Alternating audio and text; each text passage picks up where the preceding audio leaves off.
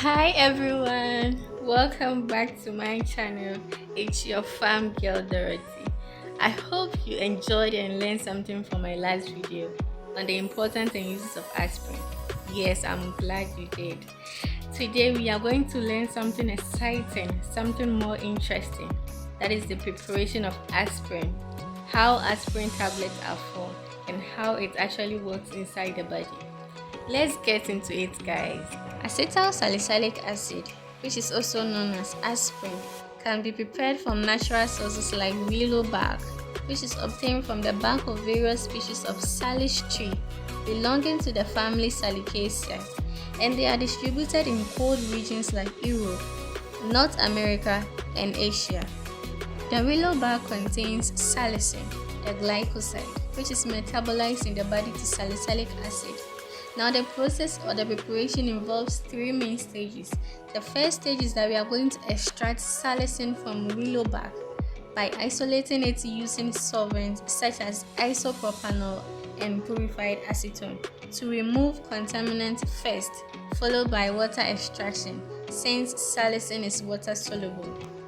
After extracting the salicin, we are going to convert the salicin to salicylic acid through hydrolysis and oxidation, and then finally we are going to mix the salicylic acid that we obtain with acetic anhydride and add few drops of phosphoric acid as catalyst, and then we introduce the mixture to heat at 50 to 60 degrees for 15 to 30 minutes. Now we have just seen how aspirin can be obtained naturally from willow bark through salicin extraction and conversion. But in the modern practice, aspirin is usually prepared synthetically in the laboratory. I mean artificially. Yes, this method is faster, more reliable, and produces pure aspirin on a large scale. In the synthetic process, salicylic acid, which is commercially available, often derived from phenol, is reacted with acetic anhydride in the presence of a catalyst such as concentrated sulfuric acid or phosphoric acid to form acetyl salicylic acid, which is aspirin, along with acetic acid as a byproduct. So after the reaction, the mixture is cooled and aspirin crystals are formed. So let me ask, how do we actually turn this powder into the familiar tablets we take? How do we do that? To make oral aspirin dispersible tablets, the purified aspirin powder is carefully mixed with other ingredients, each playing an important role. Starch helps the tablet hold together and break apart in the body. Calcium carbonate and citric acid both act as effervescent base.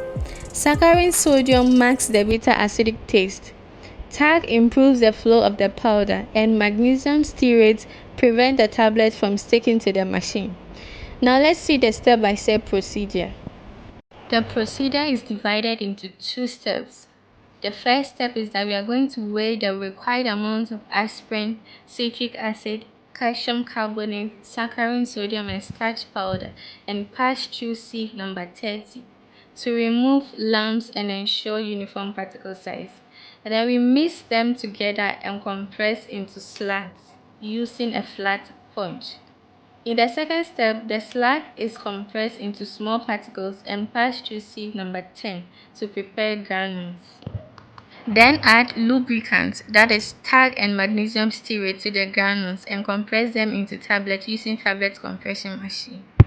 Now that we have our aspirin tablets, let's see what happens once you swallow one. Imagine it as a tiny warrior entering your body. Its main target is an enzyme called cyclooxygenase. In short, you can call it COS, specifically COS2. This enzyme is like a factory that produces prostaglandins, the chemical responsible for pain, fever, and swelling. By blocking the COS2, aspirin shuts down this factory, and the pain, fever, and inflammation begin to fade away. But that is not all. Aspirin also blocks the production of thromboxane, a substance that makes blood platelets stick together. Without thromboxane, platelets are less likely to form clots.